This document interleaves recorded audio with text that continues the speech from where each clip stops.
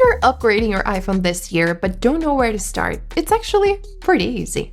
If you want to save money, go with the iPhone 17. It finally has a lot of the things that we used to complain it didn't have, like 120Hz promotion, for a much lower price. Now, if you want an iPhone that's different, like no iPhone ever before, then obviously go with the Air.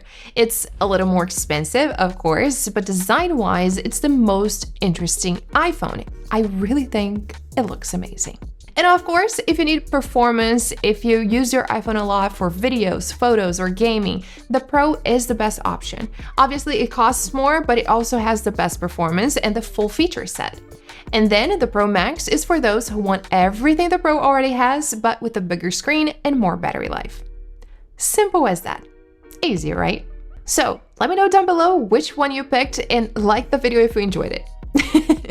Just kidding, I'll go into more details for you in case you want more info about each model, but first of all, I want to make it clear that everything I'll say here is based on the official specs and Apple's presentation. The iPhones aren't available yet, so we haven't had the chance to test them in daily use. But the full reviews and other comparisons are coming soon to the channel, so make sure to subscribe if you haven't already so you don't miss anything new.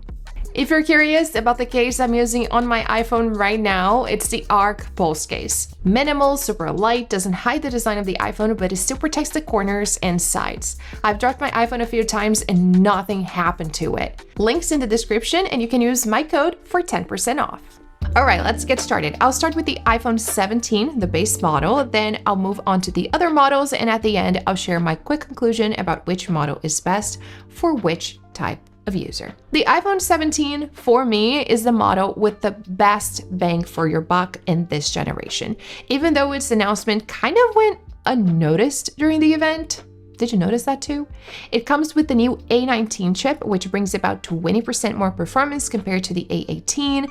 The display finally has 120Hz ProMotion, along with 3000 nits peak brightness and Ceramic Shield 2 on the front, basically the same display as the Pro models. On top of that, the entry model now starts at 256GB of storage for the same price the iPhone 16 had with 128GB. In other words, you're paying the same, it starts at $749, but getting double the storage. As for the cameras, it doesn't disappoint, along with the new 18-megapixel center stage front camera, which has a new sensor and lets you take selfies both vertically and horizontally with great quality. You also get a dual 48-megapixel setup on the back with cinematic mode, spatial video, and even macro with the ultra-wide. The battery also improved with around 3,700 milliamps, which should give you good battery life, and MagSafe charging now supports up to 25 watts with a 30-watt adapter or higher.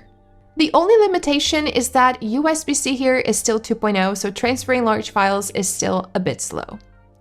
Overall, this is the ideal iPhone for most people. Even people that are super into tech would be satisfied with the performance and the screen without needing to spend extra on the Pro models. Now, the iPhone 17 Air is probably the most controversial model in this lineup. It definitely grabbed a lot of attention, and honestly, I already want mine, but at the same time, it also got a lot of hate for being a $999 phone, a $1,000 phone that doesn't deliver the same power as the Pro model. But let me explain. It's just 5.6mm thin and built with titanium, which makes it stronger while keeping it super light. It's 12 grams lighter than the iPhone 17, and it's a phone that gives you that premium lightweight look and feel a lot of people want. The OLED display is also a highlight, 6.5 inches with 120Hz refresh rate, 3000 nits peak brightness, and Ceramic Shield 2 on the front and back, so the experience is pretty close to the Pro models in this sense. Size-wise, it sits between the 17 Pro and 17 Pro Max.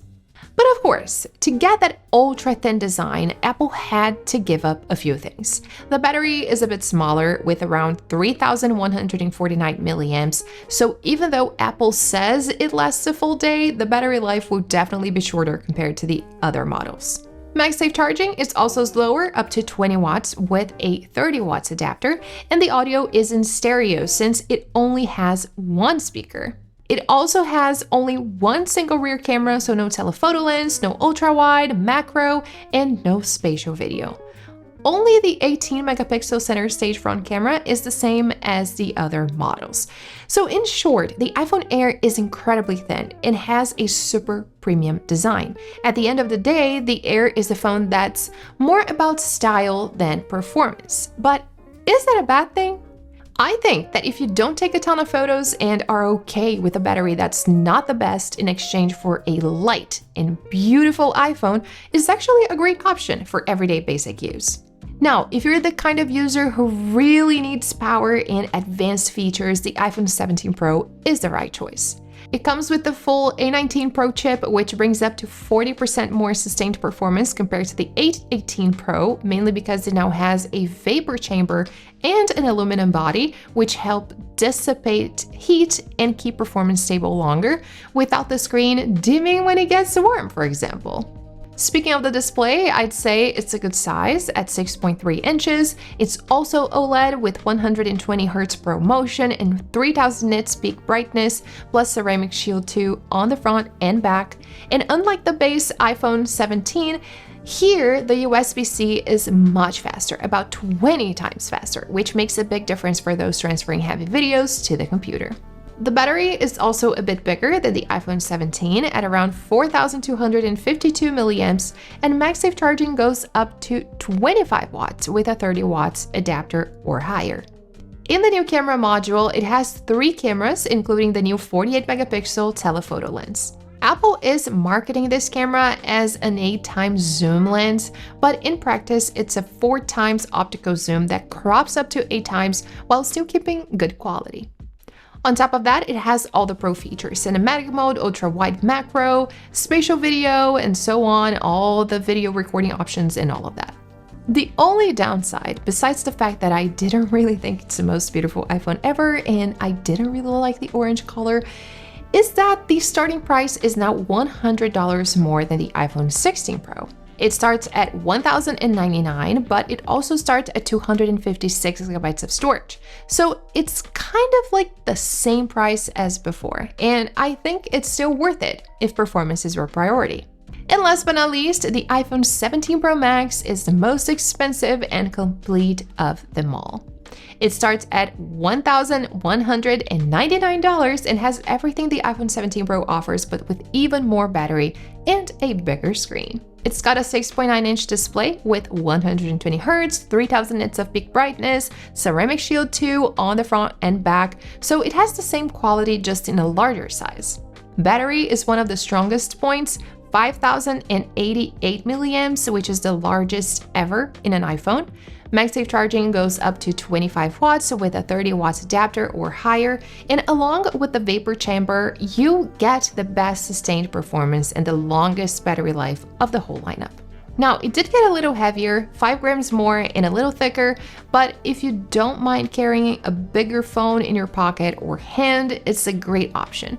Perfect for anyone who games a lot, records tons of video, or takes a lot of photos, and really wants the maximum in everything. To sum it up, the iPhone 17 is the most balanced one in my opinion, the best bang for your buck for most people. It gives you great performance, a screen that finally has ProMotion, and now starts with 256 gigabytes of storage, something you used to have to pay extra for. The iPhone 17 Air is a super thin, light model made of titanium with a premium design. It gives up a little on battery, stereo sound, and rear cameras, but for people who value portability and style above all else, it can be the best choice. The iPhone 17 Pro is really for people who need more from their iPhone. It's a little thicker and heavier than the 16 Pro, but has better performance and more battery. Plus, you get the new 48 megapixel telephoto lens, perfect for anyone who works with photos, videos, or games a lot. And finally, the iPhone 17 Pro Max is the best and biggest of them all, with a 6.9-inch display and the biggest battery ever in an iPhone, along with all the power and features of the Pro. It's the ideal iPhone for anyone who really wants the max in everything, even if that means carrying a slightly bigger and heavier iPhone and spending more. At the end of the day, each model has the people it's made for. Let me know down below in the comments which model are you thinking of buying, which iPhone are you upgrading from, and of course don't forget to like this video and subscribe to the channel because I'll have full reviews and much more coming soon. See you in the next one, and thank you so much for watching.